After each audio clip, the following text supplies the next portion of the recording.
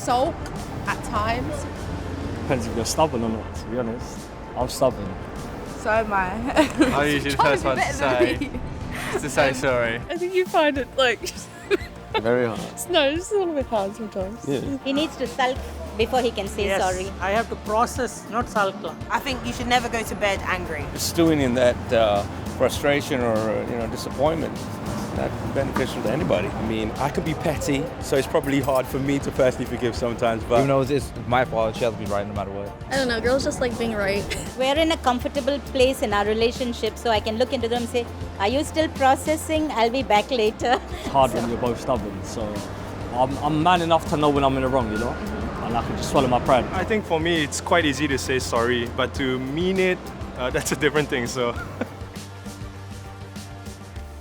The reality about marriage is we will all hurt our partner in big or small ways, often unintentionally, and sometimes we aren't even aware of what we've done. But the hurt must be healed if our marriage is to flourish.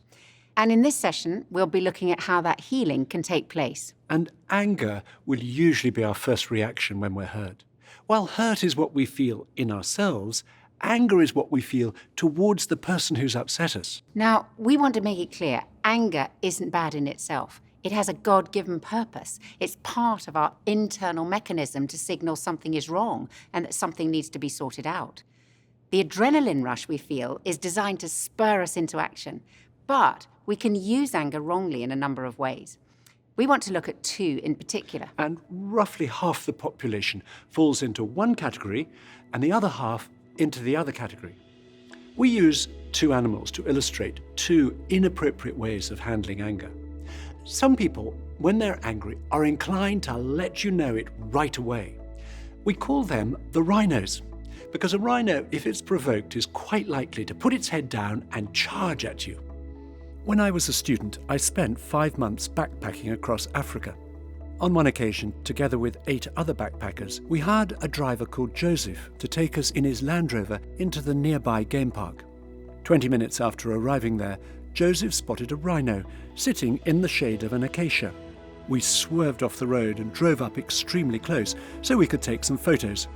Joseph reassured us that if the rhino decided to charge at us, he could drive away much faster. Quite quickly, it became apparent that the rhino was not as pleased as we were about us being so close. Sure enough, this massive beast lumbered to its feet, lowered its head, and started to charge at our Land Rover. Joseph duly accelerated away, and true to his word, we easily outpaced the rhino. That is, until a minute or so later, the Land Rover ran out of fuel. We rolled to a halt and turned as one to see the rhino charging at speed in a cloud of dust. Mercifully, it stopped in its tracks just short of us, and then stood there snorting and shaking its head angrily, clearly trying to get us to move again. We sat frozen in our seats for what seemed like an eternity. Eventually, much to our collective relief, the rhino turned and trotted away about 50 meters, only to turn back and charge at us all over again. Eventually, after 4 hours of these mock charges, it started to get dark. The rhino, by now tired or bored or both, trotted off into the sunset. Once it had gone, Joseph himself trotted off in the opposite direction to get some more fuel, leaving the 9 of us in his Land Rover. We had some great photos, but we were nervous wrecks. Some people act like the rhino when they're upset. That's me. Let me give you an example. Many years ago, when Nikki and I were living in Japan and Kirsty, our first child, was 4 months old, a bachelor friend of ours who lived 4 hours away in Tokyo invited us to stay with him for the weekend. Well, whenever we had done so in the past, it was always great fun and incredibly busy, as he had amazing energy and was a non-stop entertainer. Well, on the Wednesday before we were due to go, I suddenly realised I didn't feel I could cope with a weekend like that because of feeding a small baby, being awake half the night and just feeling tired. And I told Nikki I thought we should call our friend and say we couldn't come. I, on the other hand, was convinced we had to go. I thought it was very rude not to at this late stage. And we had a really heated argument. And after we had argued backwards and forwards, It became clear to me Nicky really didn't understand how I was feeling, which really upset me. And as a result, I just completely lost it with him. And I remember the exact spot where Scylla was standing in our apartment, beside the basket where we kept our fruit.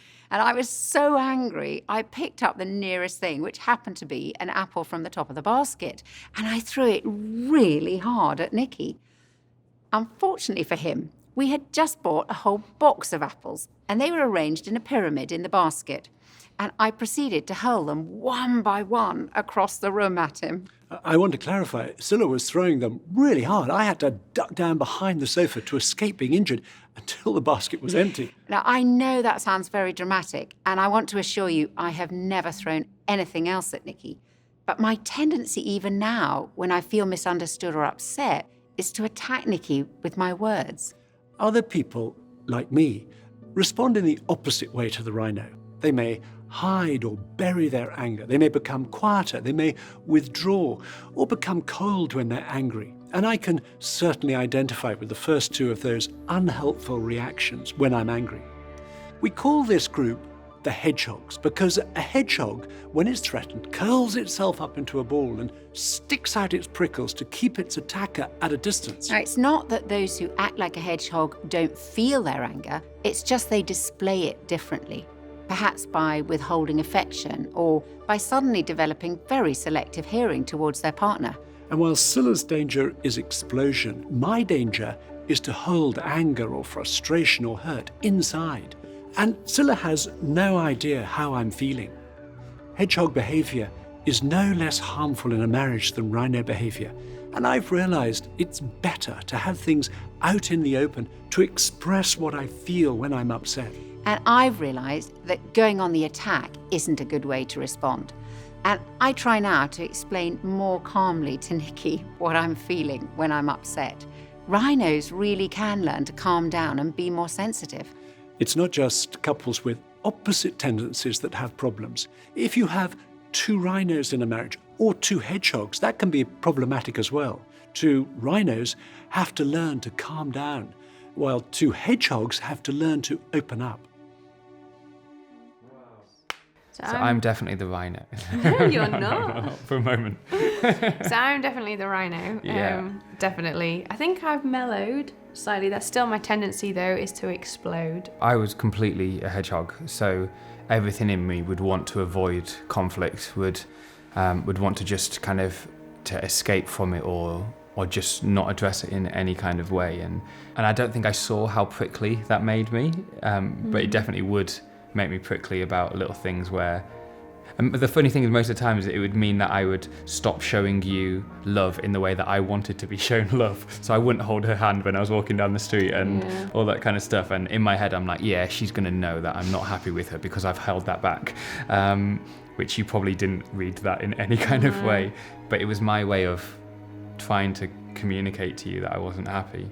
We've definitely learned to argue. I think that was one of the really important things for our first few years of marriage, is finding a way to disagree in a way that respects each other and both works with our personalities. So we do usually have a little bit of space for me to calm down a little bit so I don't go full rhino, and also for you to process actually what you're thinking, your emotions, so we can come together a bit more calmly. And we can actually talk and say, this is how I'm feeling, this is what you're thinking, feeling, and what can we do about it? Yeah. We want you to turn to the first conversation in your journal called Rhinos and Hedgehogs. Identify if you're more of a rhino or more of a hedgehog. And if you're not sure, ask your partner what they think. They may just have a better idea.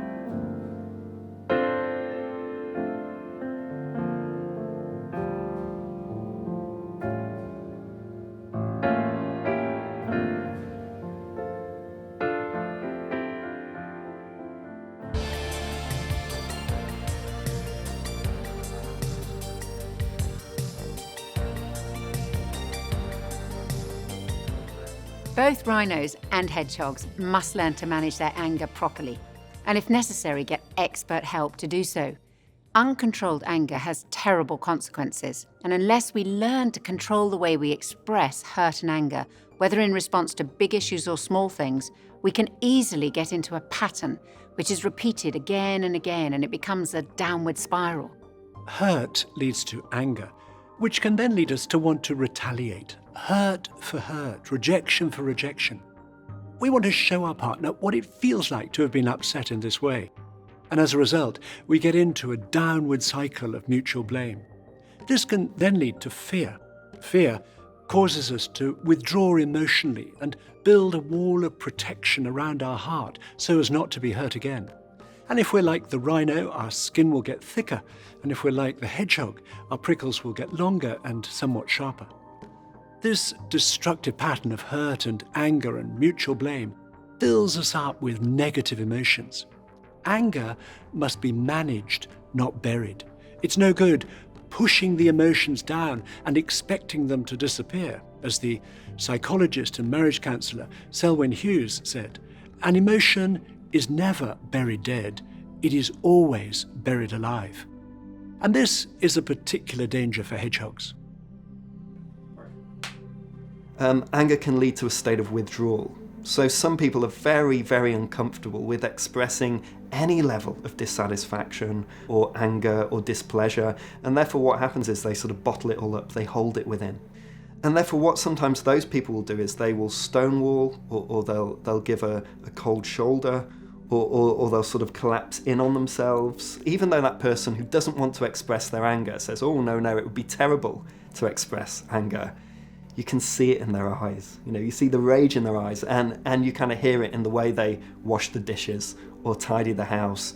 That even though on one level they're not expressing anger, they're leaking resentment everywhere. Sometimes it can be quite small things in a marriage that people get upset about, particular habits that a husband or wife has, or maybe particular things they don't do. It can either boil down to really, really tiny things like not checking the doors locked before they go to sleep. It can be quite minor things, but it's good to notice that that's something that actually I just feel a little bit of twinge of annoyance there.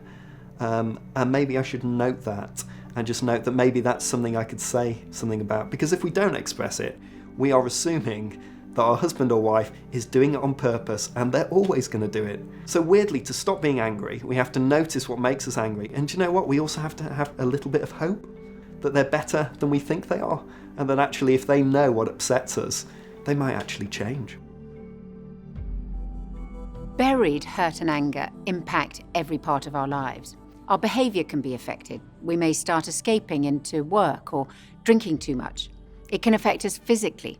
We may not be able to sleep or eat properly. And there can be emotional symptoms such as low self-esteem, depression, or emotional shutdown. And people who are on the verge of separation often say words to this effect: I don't feel love anymore. In fact, I don't feel anything at all. I feel numb. This is hardly surprising. It's the physiological response to the unhealed hurt and negative emotions which have accumulated inside. And it means there's no space for the positive feelings of love, romance, affection, and so on. And unless we deal with the hurt and anger at the root, we end up losing connection, which destroys our intimacy and potentially our whole relationship. The next conversation in your journal, called Handling Anger, will help you recognize how you typically respond when you feel hurt. And we'd like you to take a few minutes to fill in your answers to the questions. Now, you don't need to write too much, be quite instinctive about it, and then discuss what you've put.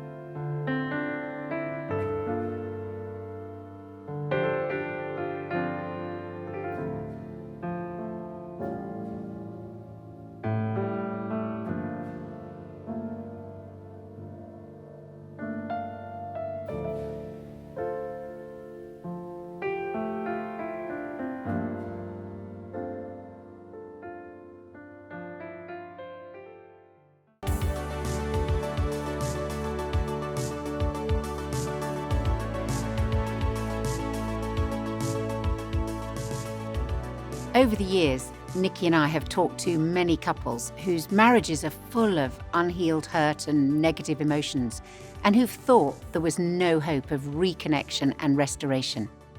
But we know the hurt can be healed and their relationship restored if they're prepared to lift the lid on it together. So we're going to look at how we heal the ways we've hurt each other, including hurt that may have been buried for days, weeks, months, or even years, whether through an accumulation of small things or a massive betrayal of trust. We don't want to pretend that this is easy. Dealing with this stuff is messy. It's a bit like dealing with a blocked drain. My most vivid memory of a blocked drain was during an incredibly heavy rainstorm. The alleyway next to our house flooded because the drains from the church loos that run under the alley were blocked and needed immediate clearing. As the rain continued, our neighbour Derek and I took the lid off the drains that were filled right to the top, at which point the contents of the drain began to mix with the rainwater in the alley. It wasn't a pleasant sight or smell. We grabbed some drainage rods to try and clear it, but we quickly realised we couldn't get the right angle from above, which meant that one of us would have to climb down directly into the drain. Well, I was staring down into this murky, stinking water, and then before I knew it, Derek was in there, crouching up to his waist in it and pushing on the rods with all his strength at this underground blockage. After 3 shoves, there was a wonderful sound. First a gurgling that turned to a rushing noise and then developed into this incredibly strong sucking sound. The blockage cleared and the water flowed away really quickly. I hosed the alley down and hosed Derek down, and the crisis was over. Now, it would have been no good if Derek and I had just tried to mop up the surface water. We had to deal with the problem under the ground. And it's the same with buried hurt. We can't just deal with the symptoms. We have to tackle the underlying problems.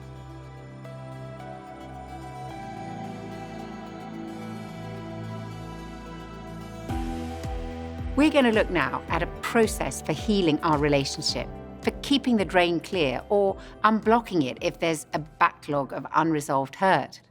The process isn't complicated, but it can be challenging. And as a hedgehog myself, my instinct is to keep the lid on and not address the issue. But I've come to realize that isn't any good. We have to address the underlying hurts. Otherwise, they build up, and it's like the drain getting blocked. The process has 3 parts. First, we need to talk about the hurt. In the Bible, Jesus tells us very practically what we're to do if we're aware of having hurt or offended our partner. To paraphrase the Bible in Matthew chapter 5, he says, "If you suddenly remember a grudge your partner has against you, leave immediately, go to your partner and make things right." And then a little further on, Jesus tells us what to do if we've been hurt. He says, if your partner offends you, go and tell them, work it out between the 2 of you. So in both situations, whether we're aware that we've hurt our partner or have been hurt, we need to take the initiative to bring it out into the open so that things can get healed. My name is Josiah. And my name's Heather. Our families would go to family camp at the same place every summer, and that's kind of when we started dating, and well, you know, the rest is history. I think seeing my dad express wide ranges of emotions I think because I saw the almost volatile side of that with anger, so never physical anger, but yelling, that kind of thing, when he'd get really angry, I think it made me want to shut down because I never wanted to do that. But I think I just shut down my external expression of emotion, which then also means that I'm not communicating how I'm feeling. So since we've been married, it's still a journey of being conscious of needing to express how I'm feeling. But if I can bring her into that right away, then it's really helpful for us. Most of my childhood, I was raised by my dad. And so that was sort of my experiences, being raised by men. Being so independent growing up, it was really easy to internalize everything, keep it to myself, and not feel like I could tell anyone how I was truly feeling when I felt hurt. And so a big part of our relationship, even while we were dating, was just learning how to trust the vulnerability, and just be able to say, hey, that really hurt my feelings. And then also understanding that Josiah as a person, he has my best interest at heart, and he's not out to get me or to hurt me. And so I think that's been the big learning curve for us. When we're both taking the initiative, rather than waiting for the other one to make the first move, things can get sorted out amazingly quickly. However, we recognize that it may not be easy. It could be that we don't like confrontation and we want to keep the peace at all costs. Or perhaps we're afraid of making ourselves vulnerable by opening up to our partner and telling them we're hurt. Or it could be our pride or our shame that stops us admitting we were wrong. Or we're afraid of our partner's reaction. Any of these reasons can make us reluctant to take the initiative in bringing hurt out into the open. But whether it's big wrongs or small wrongs, when our partner has hurt us by being thoughtless or selfish or cold or unfaithful, the hurt needs to be addressed. And just as small stones eventually block a drain, so the accumulation of small hurts, if left unaddressed, can break a marriage. We want to give you an example from our own marriage that is relatively trivial on the scale of things, and certainly we have had to address much more serious hurt between us over the years. But we're using this one to show the effect of bringing things out into the open rather than allowing them to stay buried. Before we tell the story, first, a little bit of background. One of the differences between Scilla and me is that when we go out to see friends and it's time to go home, we have very different ways of leaving. My way is to say thank you and goodbye and then to leave. And my way is to start saying goodbye and then to begin to have probably my best, most in-depth conversation of the whole evening. And I've discovered over many years of marriage that if we're to get home when we plan to, we need to start leaving about halfway through the first course of the meal. And one time we were at a friend's birthday party. It was in South London and it was a Thursday evening. It was about a 15-minute drive from our home. And Nicky told me on the way there that the following day was particularly busy for him, so he wanted to get a good night's sleep. So we agreed that we'd make sure we were home by midnight. Well, knowing what Scilla's like, I decided to double the time it would take us to get home. So I initiated the process of leaving at 11:30 p.m. I said goodbye, and I told Scilla I was just going to get the car that we'd parked at the other end of the road. Well, I drove up to the house and double-parked outside in this narrow and crowded London street and waited for Scilla to come out. 20 minutes passed. Midnight came, midnight went. There was no sign of Scilla. So I reparked the car, not an easy manoeuvre, went back into the house and found Scilla exactly where I'd left her, still deep in conversation. Well, keeping a thick smile on my face so as not to spoil the end of the party, I said to her, I've been waiting in the car, and it's now past midnight. At which point, Scilla looked round at me and said, I didn't even realise you'd left, which rather added insult to injury. So I told her I was going to get the car again, and quite soon, 10 minutes at the most, Scilla joined me. And as we were driving home, she was in great form, chatting away happily about what a fun evening it had been. Meanwhile, I was fuming inside. I was trying to cope not only with my frustration that we were going to get home a lot later than we'd agreed, but also feeling very hurt that Scilla had totally ignored my need for a good night's sleep. As a typical hedgehog, I was trying to work out whether or not to say anything, and I can remember the exact place on the way home when I decided it really wasn't healthy to pretend any longer that everything was okay. And Nikki suddenly said to me, "Did you realise I was waiting in the car for you for more than 20 minutes?" Well, that really got my attention, and I asked him, "Are you feeling upset with me?" He then told me that he was very cross and rather hurt, that we'd made an agreement which I had totally ignored. Now, when I heard Nikki describe how it felt for him, which he doesn't do all that often, I realised I had been really thoughtless. And so, despite my strong temptation to make excuses, I knew the best thing I could do was to apologise. And straight away, Scylla said to me, "I'm so sorry for making us so late. Please forgive me."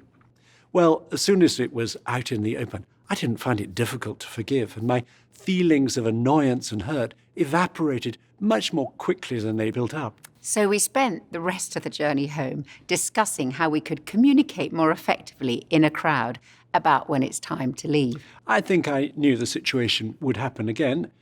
Indeed, it has happened several times since then. But getting those feelings out into the open, describing to Scylla how I felt, meant there were no negative emotions left inside. The hurt and anger were dealt with. And most of us hate confrontation. But we need to be able to tell our husband or wife when they've hurt us. 对我来讲，表达感受真的是件很难的事情。我们生气了，我们有冲突了，我们有伤害了。他表达完以后，我告诉他说：“老婆，我很受伤，这件事情，我很生气，这件事情，对我来讲特别的艰难，因为好像。” 我要打破我以往的习惯、以往的信念，因为以往的习惯、以往的信念是男人不能承认自己，有脆弱的地方，不能承认自己有需要，不能承认自己的，不能表现自己的情绪。你必须要冷漠，必须要稳重，必须要一点情绪都没有，这样才说明你是一个刚强的男人，才是一个成熟的男人。所以在夫妻的关系当中，如果我没有表达的时候， 我的太太根本不知道我的心里面在想什么，她也进不到我的内心里面去，然后她也不知道这个事情对我们夫妻两人的关系影响有多大。所以当我去努力去尝试表达我很受伤，我很愤怒，我在这个事情上我的感受如何的时候，我们两个人特别容易的能够肩并肩一起来面对问题。以前是空间上在一起，但是现在是心灵的距离，我们可以走近。 So, the first part of the healing process is to talk about the hurt. We need to bring it out into the open. The second part of the process is to say sorry. Apologizing involves taking responsibility for what we've done to hurt our partner. And you'll know how hard it is to admit, I was wrong, to say, I'm sorry for doing this or saying that. And I know for myself that my pride leads me instinctively to start to make excuses, to jump to my own defense when Scylla tells me I've done something that's upset her. And I find it easier to swallow my pride and to say sorry when Nikki tells me how what I've done has made him feel. When he uses I statements, it helps me to see it from his perspective. You'd just be like, I'm sorry, I'm sorry, I'm sorry. Yeah. For whatever you want me to be sorry for. And I would never say sorry, never admit to being wrong. We always say sorry to each other before we go to bed. If there is an argument, you can't go to bed in our house without saying sorry. It's harder for me to say sorry than for him. He has taught me how to say sorry by saying sorry first. I think it's hard to admit when you're wrong, you know? When I have to say sorry, like something tells me, Christina, you're wrong. You have to say sorry. I get convicted pretty much very quickly. I may not act on it for a little bit. You were brought up, if I say sorry, I'm weak. Kate is very good at saying sorry. And I mean it. You're very good at waiting to say sorry. It's because you get very angry if I say sorry. And you don't mean it. And you say, what are you sorry for? And I can't articulate what I'm sorry for. 会有道歉，但道歉基本上都是在道歉的中间又包含了一种辩解。就好像我们理性上知道我们有错，我们该道歉，但真的从心底里很难发出那种真诚的一个歉意。每一次道歉，我们都就是要发自心里的道歉。Taking responsibility and apologising effectively involves finding out from our partner how serious a particular incident was for them. It's discovering where the hurt comes on a kind of Richter scale, where 1 is a light tremor and 10 is catastrophic. So we can ask our partner, is this a 2 or is this a 10 for you? And when we're able to empathise with the extent of their distress, particularly if it's a 9 or a 10, it helps them to feel understood. And that helps hugely with the process of healing. Also, when we say sorry, it's important not to make excuses, such as, I know I was in a bad mood yesterday, but you've no idea of the pressure I'm under at the moment. A true apology doesn't make excuses. When we say, I'm so sorry I hurt you, please forgive me, I'm going to try not to do that again. It's so powerful in a marriage. As we said, we've had much bigger hurt to deal with than the example we used earlier. And some hurt we've had to talk about had been buried for much longer, including one in particular that went back to before we were married. While leaving the party was a 2, maybe a 2.5 on the Richter scale, this one was a 9 or 10 for one of us. And it took some time to explain why it was so painful and then following through with apologising and forgiving. But we were amazed at the difference it made in our marriage. We can still clearly remember those feelings of closeness and freedom it created between us. In a moment, we're going to ask you to do the next conversation in your journals, identifying unresolved hurt. In part 1, each of you think of ways that you've hurt your partner that may still be unresolved for them. Write down whatever comes to mind. Then, in part 2, each of you write down ways that you've been hurt that are still unresolved issues for you. They may be major or minor. They may be recent or from a long way back. Then, when you've both finished writing, exchange your journals and follow the instructions. And for some of you, there may only be one issue, or maybe nothing comes to mind. And for you, this session will help you to see how to keep the drain clear in the future. Others of you will have many issues. You're dealing with a backlog, and this may be a process that takes some time. You may not be able to express why you feel hurt all in one go. But we hope that for you, this session will be the start of clearing out days, weeks, months, or even years of unhealed hurt and buried anger. For some couples, this conversation is the hardest part of the marriage course, and things can get worse before they get better. But please, don't be put off, because the result of clearing the drain, if it is blocked, is amazing. It can bring you new levels of closeness, as it did for us. I'm going to say a short prayer before you start, asking for God's help, and do please close your eyes if you'd like to. Lord, thank you that you give us your Spirit to help us. We ask you to guide each person to know what to write down and to talk about in this conversation. We pray that each couple would go at the right speed, and for those who have many issues to deal with, we ask that this would be the beginning of a process that will lead to the drain being cleared. Please help every couple to be gentle with each other as they do this. Amen.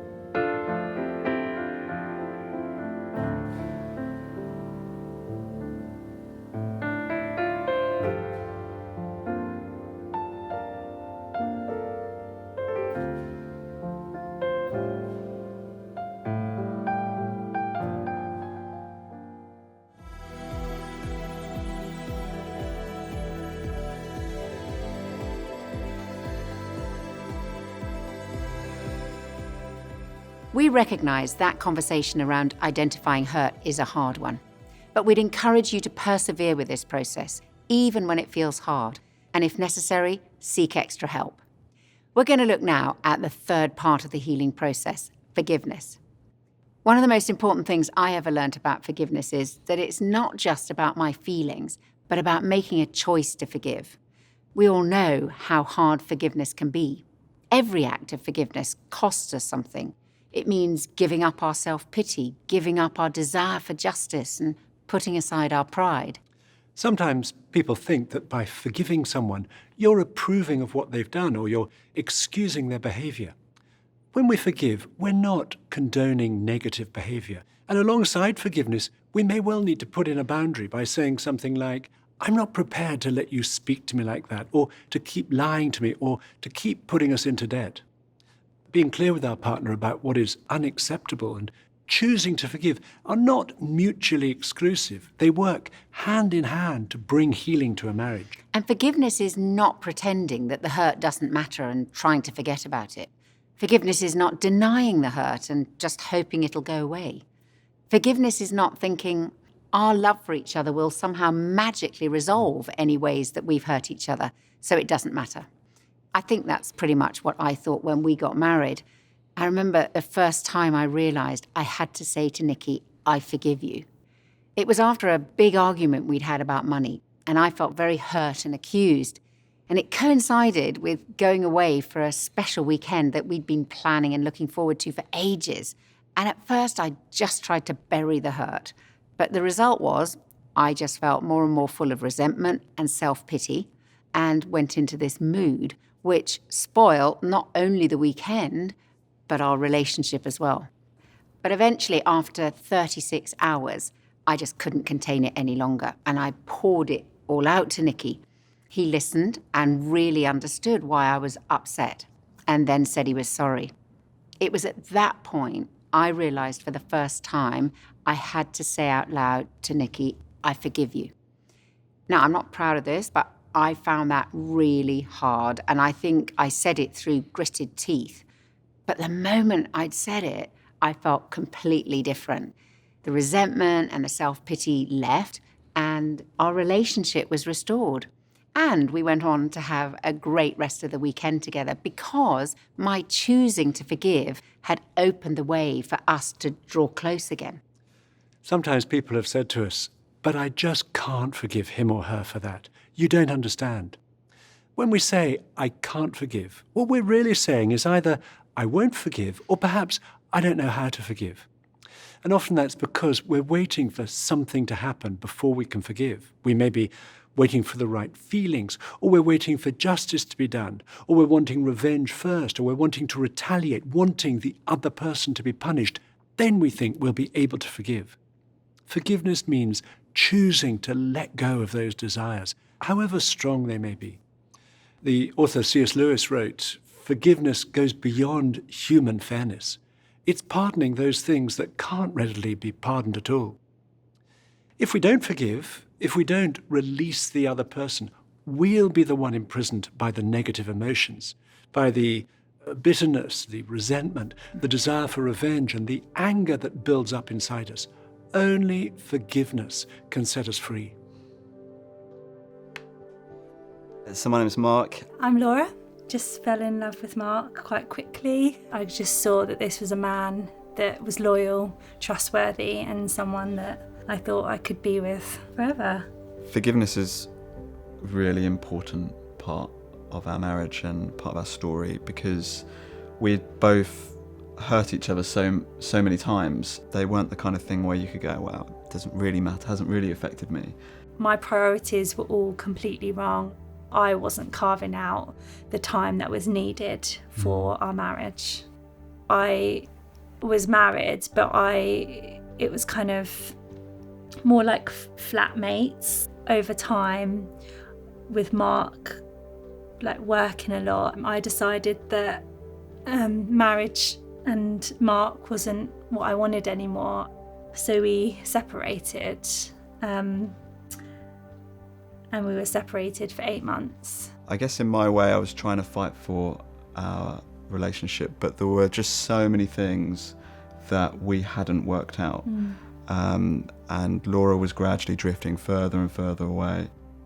You know, God did something really wonderful in my heart, and sorry.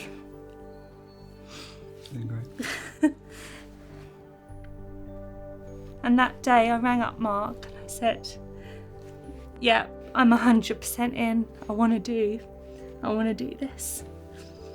And I thought, if God can forgive me for all the stuff that I'm aware of that I feel really ashamed about, then maybe he can help me extend that forgiveness to Laura. Over time, I was able to not just say I forgive you, but actually live that out. There's still memories. I can still remember them. I can still remember how it felt, but it doesn't have that power. I walked away from my marriage. I hurt you so badly, but like, that's the amazing thing about forgiveness, is that, you know, real beauty has come out from this pain, and forgiveness is a massive part of what we've moved through. From a Christian viewpoint, forgiveness means releasing the person who's hurt us into God's hands, even if the other person doesn't apologize or recognize what they've done wrong. The Christian understanding of forgiveness is that God forgives us freely, and therefore we must forgive each other freely. And I find it helpful to think of forgiveness flowing into my life from God and then flowing out of my life to those around me, especially the person closest to me, Nikki. Whether you've got a Christian faith or not, we can all choose to forgive. Where there's forgiveness right at the heart of a marriage, it has unparalleled power to bring healing. I want to talk about what happens when we use this process to heal the ways we hurt each other and break out of that downward spiral. St. Paul uses this phrase in the Bible: love keeps no record of wrongs. Imagine for a moment having a notebook that represents our married life. Each page of the notebook represents one day of our marriage. Every day we write down a list of the things we do or say, or fail to do or say, that are less than perfectly loving, that may hurt our husband or wife, sometimes slightly and sometimes deeply. On some days, the list will be shorter, and on other days, the list will be longer, and it may even go over the page occasionally. But every day, there'll be something we could put on the page. And if these things are not dealt with, the page will be turned and the list left intact. We then start to build up a backlog of resentment and bitterness. And even if we can't remember the details of the list, these things remain in the background of our marriage and will seriously spoil our intimacy. Forgiveness means tearing off each page with whatever's written on it and throwing it away. That means choosing to forgive however we feel, not letting the sun go down on our anger, keeping the drain clear, and keeping no record of wrongs, until there's a clean page in front and none turned over behind. Then we can begin each day with a fresh start and no backlog between us. When we've been through this process of talking about our hurt, saying sorry and forgiving, we can start again together. However, don't expect healing always to be instant. Apology and forgiveness remove the distance between us, but where there's deep hurt, it takes time for trust to be rebuilt, and forgiveness needs to be an ongoing process. That sometimes means choosing to forgive on a daily basis, each time the pain resurfaces. And while rebuilding trust, we need to be gentle with each other and have an understanding of the bruising that's taken place. Being kind in the way we behave towards each other, going on forgiving, setting aside date nights, and comforting each other are all part of the process. And this comforting may well be needed both ways, both towards a partner who may well feel a deep sense of shame for what they've done, as well as towards the one who's been hurt. This week, we'd encourage you to spend some time thinking about the hurt that your partner's told you about. The continuing conversations involve carrying on with the healing process of apologizing and forgiving each other and rebuilding trust between you. We suggest that for these last few moments, whatever you talked about this session, you ask your partner, what could I do to help you with this process of healing? Listen, and then, if you're comfortable praying, say a prayer for each other, either aloud or silently. Otherwise, express comfort to your partner for what they've told you in some other way.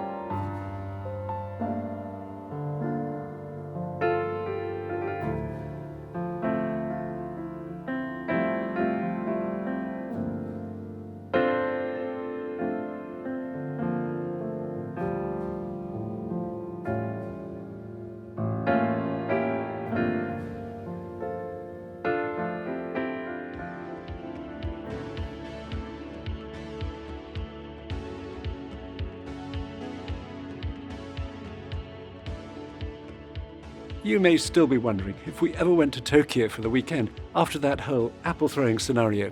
Well, by the evening, we were both still convinced of our own point of view, so we decided we needed to pray together about it. And it was only as I moved my focus off the issue and onto God that I suddenly became aware I'd been more concerned about letting our friend down than I had about supporting Scylla as a new mother. So I apologised for not seeing it from her point of view, and I said I would ring our friend after all and say we were unable to go for the weekend. Well, when I realised that Nicky really understood how I felt, I said to him I'd probably be able to cope with going after all. So we went to Tokyo, and Nicky was very supportive, and we had a great time. St. Paul's phrase, "love keeps no record of wrongs," comes from a beautiful description of love in the Bible. Love is patient. Love is kind. It does not envy. It does not boast. It is not proud. It is not rude. It is not self-seeking. It is not easily angered. It keeps no record of wrongs. Love does not delight in evil, but rejoices with the truth. It always protects, always trusts, always hopes, always perseveres. Love never fails. I'm going to say a short prayer around this whole area of forgiveness, so please stay as you are. Lord, thank you for your willingness to forgive us. Thank you for your example and for bearing the cost of our forgiveness. Please help us to forgive each other as you forgive us. And please bring healing into those areas in our marriage where we've hurt each other. And thank you that love keeps no record of wrongs. In Jesus' name, amen. Amen. Thank you for joining us. We'll see you in the next session.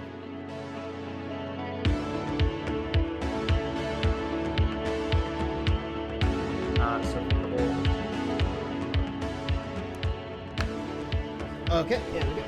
Yeah. I will, okay.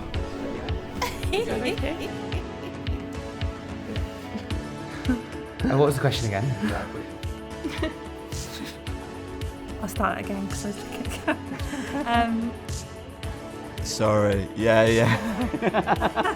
That still makes me a little mad. I am not a child, but I do need a timeout. Okay, dude, let's get on. This must definitely not go in the final cut.